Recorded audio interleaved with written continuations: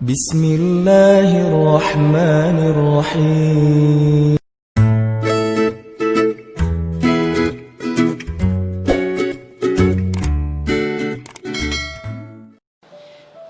Sebagaimana istilahnya kan artinya baper bawa perasaan, artinya pakai rasa gitu ya. Dan memang kalau kita baca di Al-Quran itu teman-teman,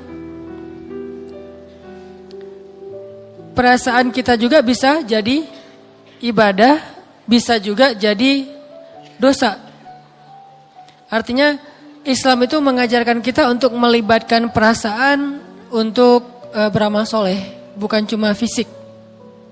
Jadi artinya kita suka sesuatu, kita benci sesuatu, itu sesuatu amal soleh. Kalau suka dan bencinya di tempat yang memang benar. Kayak misalnya kita suka atau berkasih sayang kepada pasangan, kepada keluarga, itu amal soleh. Kalau dengan pasangan flat, plain, gak ada rasa apa-apa, berarti kita tidak beramal soleh dengan perasaan. Nikah biasa-biasa aja, gak ada rasa gitu. Sekedar punya status doang. Itu gak ada pahala hati tuh. Cuman paling pahala ya ngasih nafkah, pahala besar pastinya. Terus juga ngebantu kalau misalnya butuh bantuan. Tapi di hatinya tuh gak dapat pahala. Padahal ada pahala yang gak butuh tenaga. Dan pahala yang gak butuh tenaga itu adalah pahala dengan ibadah perasaan. Menyukai dan membenci sesuatu itu berpahala. Kayak kata Nabi, ayyakunallahu wa rasuluhu ahabba ilaihi mimma siwahuma. Ketika Allah dan Rasul lebih disukai, lebih dicintai daripada apapun juga. Kan berarti perasaan nih. Ternyata perasaan kita juga bisa beribadah. Jadi baper ke Allahnya, baper ke Rasulnya, bukan sekedar status Nabi Muhammad adalah Nabi. Bukan, kita ada rasa ke Rasulullah. Rasa rindu ke Rasulullah itu berpahala. Rasa cinta ke Rasulullah itu berpahala. Rasa takjub, kagum, respek, kasihan kepada Rasulullah itu semuanya berpahala. Terus yang kedua, ayyuhibbal mar'a la yuhibbu illa lillah. Dia mencintai seseorang karena Allah. Berarti kan perasaan juga tuh. Mencintai ulama. Jadi kalau kita sama ulama itu dengki, sama ulama itu kayak iri, sama ulama itu kayak males banget. Jadi kesannya seolah-olah ulama itu apa gitu ya. Nggak ngeidolain ulama seperti kita ngeidolain mungkin seleb siapa misalnya. Ini berarti kita nggak beribadah dengan perasaan kita. Allah ngasih perasaan itu nggak sia-sia, bukan sekedar untuk ngerasa buat diri kita doang. Allah kasih mata bisa jadi pahala. Allah kasih telinga bisa jadi pahala. Allah kasih lisan bisa jadi pahala. Allah kasih tangan bisa jadi pahala. Termasuk Allah kasih hati dan perasaan bisa jadi pahala dan ibadah. Gimana beribadah dengan perasaan dan hati? Yaitu mencintai ulama salah satunya. Bukan sekedar tahu ulama, bukan sekedar dengerin ulama, tapi sampai ke tingkat cinta ke ulama. Bukan cuma pahala tuh. Cinta itulah yang akan jadi alasan nanti di akhirat ulama itu akan nolongin kita. Kan saya sering nyebutin kisahnya. Ulama itu salah satu yang akan dapat izin dari Allah nolongin. Kalau bahasa agamanya syafaat. Bisa nolongin orang-orang yang saling mencintai karena Allah nanti di akhirat. Makanya kemarin pas saya silaturahim dengan guru-guru saya di Aceh. Jadi misi saya pulang kemarin ke Aceh itu kalau bahasa Acehnya sawu gampung. Artinya silaturahim dengan keluarga, dengan guru-guru. Saya datang, yang pertama saya lakukan apa? Saya cium tangan guru-guru saya, terus saya bilang beri saya nasihat. Udah gitu yang ketiga apa? Jangan lupa saya nanti ya di akhirat kalau guru-guru masuk surga duluan. Saya request dari sekarang, saya tag tuh. Janji? Ya janji. Pastinya awalnya gak akan gitu kan? Enggak lah Ustaz Hana segala macam basa-basi yang mungkin bukan basa-basi, mungkin mereka nggak hargai. Tapi menurut saya tetap aja mereka lebih soleh dari saya. Setidaknya mereka lebih duluan beramal soleh dari saya. Kalau misalnya kita kepedean bilang kita lebih soleh dari mereka, walaupun itu nggak boleh ya. Setidaknya yang pasti mereka duluan beramal soleh daripada kita. Kenapa? Toh kita tahu amal soleh itu dari mereka kan? Berarti mereka duluan nih. Saya bilang, kan yang duluan beramal soleh di dunia, duluan masuk surga di akhirat. Kok gitu Ustaz? Iya. Was-sabiqun as-sabiqun. Was-sabiqun, orang yang di dunianya duluan beramal soleh atau berlomba-lomba dalam kebaikan, nanti di akhirat sabiqun juga duluan masuk surga. Makanya sabiqunnya ada 2 kali itu. Was-sabiquna di dunia, as-sabiquna fil akhirah. Jadi siapa yang di dunia duluan dalam kebaikan, di akhirat duluan kepada surga. Saya pesan, Ustadz, guru, kalau misalnya Ustadz duluan masuk surga, ingat-ingat saya ya, cari. Pertama mungkin di surga nyarinya, di sistem surga gitu kan. Sistem surga lebih canggih daripada Google. Karena sistem surga itu udah luar biasa, Allah yang bikin. Hanan Ataki gitu, nggak ada. Kalau gitu pakai underscore kali, Hanan underscore Ataki. Kalau Hanan Ataki doang mungkin beda. Atau ada Ustadz Hanan Ataki, beda juga. Pesan sponsor. Ustadz Hanan underscore Ataki, nggak pakai underscore 2 kali ya. Oh ternyata nggak ada juga. Gitu. Udah pakai underscore nggak ada. Oh kalau gitu emang nggak ada di surga nih, belum masuk.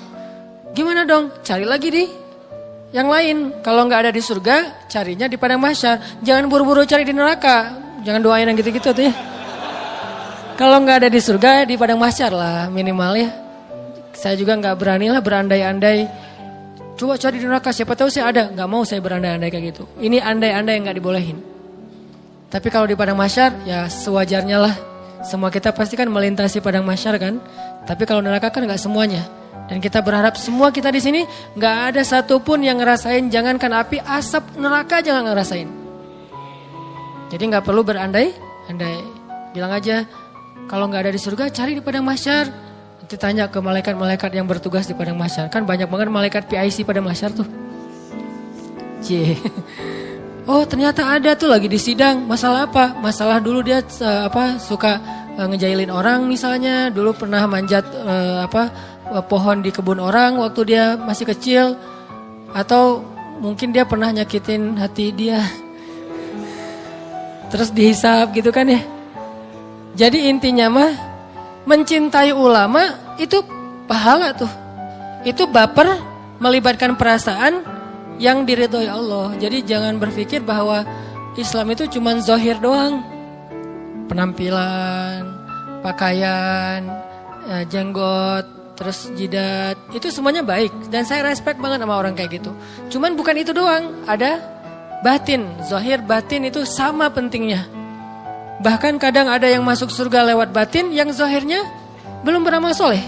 Ada seorang laki-laki Yahudi kalau nggak salah, dalam perang Uhud, pas terjadi perang, pas dia masuk Islam. Jadi hari kejadian perang tuh dia datang ke Nabi, syahadat, udah selesai syahadat langsung ngebelain Nabi tuh, jadi pelindung Nabi dalam perang Uhud, dan meninggal hari itu juga, belum pernah sholat 5 waktu.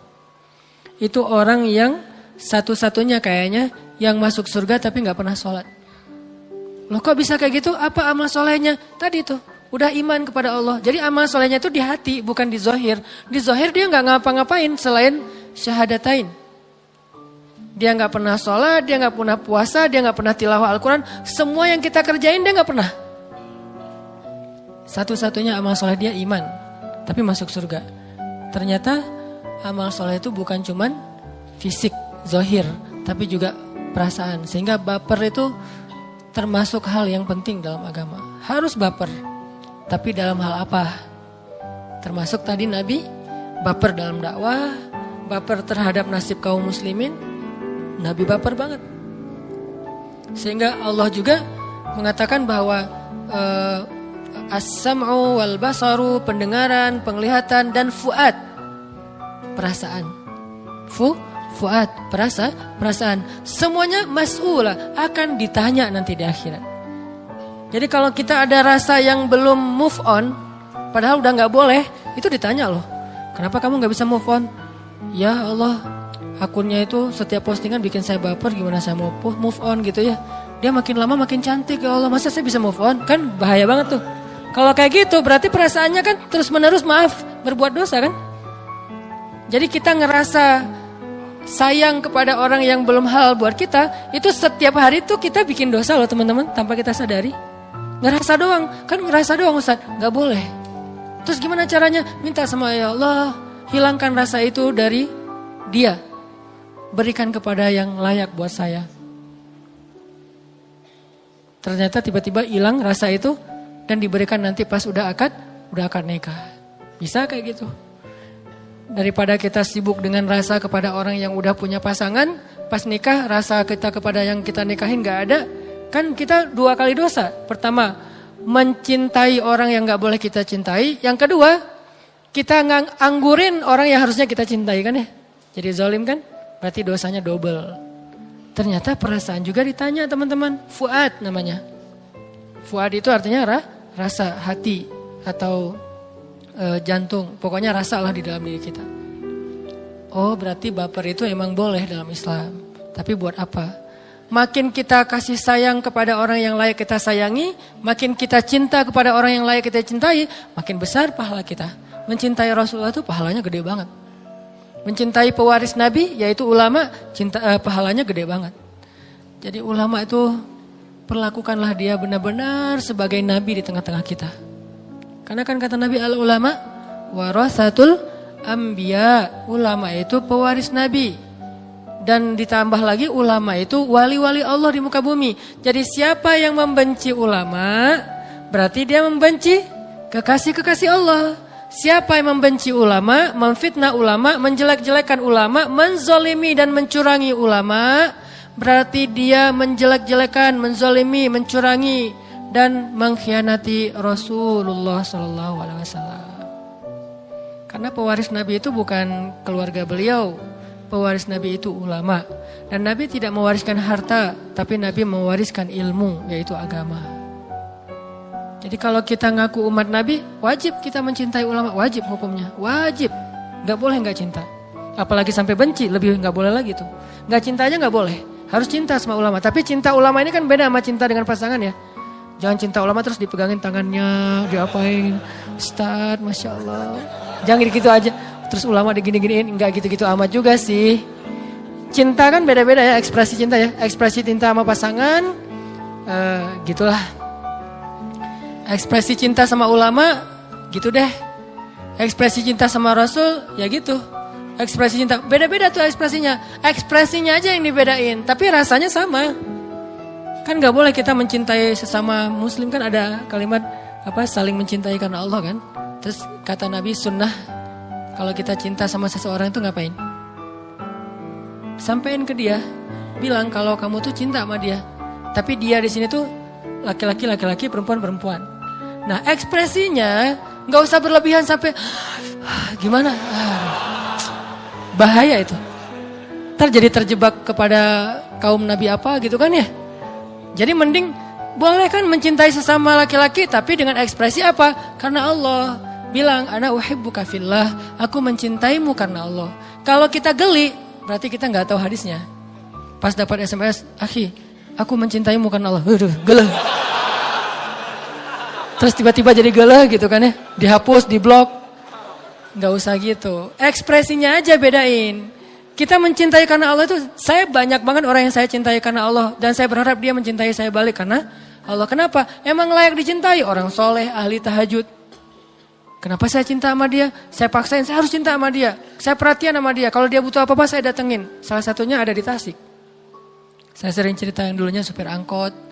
Terus juga akhirnya ikut bareng sama saya, kan dulu saya suka usaha-usaha gitu kan. Jual beli mobil bekas bareng sama dia. Terus jual pulsa, ada 60 cabang pulsa di Bandung, belum ada Alfamart dulu. Saya bareng sama dia, terus main di properti bareng sama dia. Kenapa? Karena saya pengen bantu dia di dunia supaya dia bantu saya di akhirat. Terakhir sekarang dia udah pindah ke Tasik. Saya telepon, Pak ngapain di Tasik? Lagi mau sekarang buka-buka warung jualan kayak gitu. Saya samperin ke Tasik. Saya bantu apa nih? Bisa ngeringanin apa nih beban Bapak? Supaya nanti dia di akhirat nggak ke Tasik 10 kali lipat Tasik. Saya lagi jauh di sana, lagi perjalanan pada masyarakat yang tertati-tati. Karena dia nih ahli tahajud, ahli tilawah, hatinya bening. Saya baru baca Al-Quran 1 ayat, dia udah nangis duluan. Saya baca aja gak nangis, dia yang denger nangis. Orang soleh banget. Saya ngelihat langsung kesolehan dia dan kita cuma berhukum dengan zahir ya, kita nggak tahu batinnya. Makanya nggak boleh menjudge isi hati orang, hanya menjudge zahirnya. Zahirnya soleh. Ya udah saya berharap, saya datang ke Tasik, saya jalan ke nyetir sendiri ke Tasik, biar nanti di akhirat dia yang akan menjemput saya di Padang Mahsyar yang jaraknya mungkin lebih jauh daripada Bandung Tasik. Itu kan mencintai orang soleh. Dan saya punya beberapa list orang-orang kayak gitu, saya simpan di saya. Dan saya berusaha supaya dia juga cinta sama saya. Karena kalau saya cinta sama dia doang, tapi dia nggak cinta sama saya, belum berbalas nanti di akhirat. Caranya gimana biar dia cinta sama saya juga? Tahadu, tahabu, salah satunya kan, saling berhadiahlah kalian, maka kalian saling mencintai. Berarti saya harus kasih dia banyak hadiah. Butuh apa Pak? Butuh apa? Hadiah. Biar dia ingat saya. Terus kalau ada apa-apa, saya curhatnya ke dia. Tolong doain anak saya lagi sakit. Tolong doain saya lagi sedih. Tolong doain. Akhirnya dia ingat saya terus. Nanti di akhirat juga kayak gitu. Begitu dia gak ngelihat saya, dia ingat. Nah, akhirnya saya dapat cinta dia. Suatu saat, lama gak ketemu. Tiba-tiba dia SOS, Ustadz gimana keadaannya? Saya kangen, udah lama nih gak ketemu Ustadz. Biasanya saya suka dipanggil ke rumah untuk kalau saya ada rusak listrik atau apa, suka manggil dia. Padahal kalau manggil tetangga bisa kan? Yang bisa beneran listrik banyaklah tetangga. Kenapa saya manggil dia jauh-jauh? Karena saya pengen ngasih hadiah buat dia. Beneran listrik berapa sih? Cuman ganti kabel segala macam, paling sejam juga beres. Kasih 25 ribu, 30 ribu. Tapi saya pengen ngundang dia ke rumah. Biar nggak cuman ngundang ngasih duit, mending saya ngasih dia sedikit kerjaan biar lebih baik buat dia. Biar gak mencela juga menghina. Pak saya listriknya rumah lagi rusak nih. Datang kasih 500 ribu misalnya. Biar dia ingat sama saya di dunia. Nanti di akhirat dia juga akan ingat. Ternyata benar di dunia dia ingat. Lama gak ketemu dia SMS duluan. Ustadz kemana aja udah lama ya gak ketemu, kangen nih. Mudah-mudahan kangen di dunia itu menjadi indikasi. Nanti dia akan kangen juga di akhirat. Gak ketemu 6 bulan aja kangen. Gimana gak ketemu 1000 tahun. Pasti akan lebih kangen lagi. Jemput. Bayangin yang jemputnya satu rombongan pakai truk. Tiba-tiba di akhirat ada satu truk besar, datang. Itu orang-orang soleh semuanya. Ngejemput siapa Pak? Satu rombongan. Ngejemput Hanan Ataki. Bayangin yang ngejemputnya itu orang soleh semua kan ya. Kumpulkanlah satu truk orang-orang kayak gitu. Kita cintai mereka. Bikin mereka cinta juga sama kita. Tahadu, tahabu. Kasih hadiah, kasih ini, kasih itu. Bukan saya ya. Karena saya ngerasa bukan ini demi Allah bukan basa-basi. Saya tuh belum merasa soleh untuk layak jadi orang yang bisa nolongin orang di akhirat. Enggak. Nih saya ngomong kayak gini biar teman-teman nyari deh. Nyari di luar tuh banyak banget orang-orang soleh yang teman-teman udah lihat. Kalau ini kan bukan ngomong di depan tuh kan bukan indikasi kesolehan ya. Cuman ada sedikit sesuatu yang bisa di-share ya share. Belum tentu juga saya paling soleh. Tapi kalau teman-teman lihat ada yang emang udah istiqomah, sholat 5 waktu dijaga, bukan hanya ibadah ya, akhlaknya juga baik ke orang lain, care, ngalah, sabar, maafin. Ada orang kayak gitu, kejar tuh orang. Nanti dia akan kejar kita nanti di akhirat. Cari tuh orang, nanti dia akan cari kita di akhirat. Ini kan ngelibatin perasaan, ibadah-ibadah hati nih. Baper nih. Makanya teman-teman, baper-baper kayak gini yang kita perlu bangun di dalam diri kita. Memang harus melibatkan perasaan. Gak boleh sekedar basa-basi simpatiknya. Dan gak usah khawatir dengan anggapan orang lain. Yang penting satu aja, jangan ganggu orang. Jangan menghina orang, jangan mencela orang, jangan menjudge orang lain. Kalau kita gak pernah ganggu orang lain, terus kita respect pada seseorang, kita simpatik pada seseorang, itu wajar banget. Kecuali kita suka menjudge orang lain, suka menghina orang lain, suka ganggu orang lain, itu baru salah. Jadi salahnya itu bukan simpatik, ngeganggunya yang salah. Baper tetap. Kalau ada baper-baper yang kayak masalah hubungan, masalah percintaan, itu mah cemen lah baper-baper kayak gituan. Kecuali buat pasangan. Walaupun gak ganggu juga sih. Baper kayak gitu masih gak ganggu. Minta aja sama Allah, ya Allah, ya muqallibal qulub, yang membolak-balikan hati itu. Jangan sampai saya rasanya itu kayak gitu-gitu, gak penting banget. Masa kita jadi gak bisa tidur gara-gara mantan, kan gak keren banget kan. Nah mantan mah lagi bulan madu, tidurnya nyenyak, kita gak bisa tidur, meriang gitu. Dia sakit dikit ada yang belai, kita meriang-meriang, gak ada yang beliin obat, gak ada yang ngasih makan, kan gak keren banget nih. Jadi kayak konyol menurut saya, gak usah deh yang kayak gitu-gitu mah. Gak enak banget, baper ngeliat orang lain misalnya, biasa aja lah. Justru yang kayak gitu-gitu agak sedikit plain. Tapi kalau ke pasangan yang udah halal itu harus dalam. Harus bilang apa misalnya segalanya lah gitu-gitulah pokoknya. Nah, ini kalau kita bisa menempatkan baper kita di tempat yang tepat, insya Allah kita kayak beribadah setiap hari walaupun tidak ruku dan sujud. Beribadah perasaan.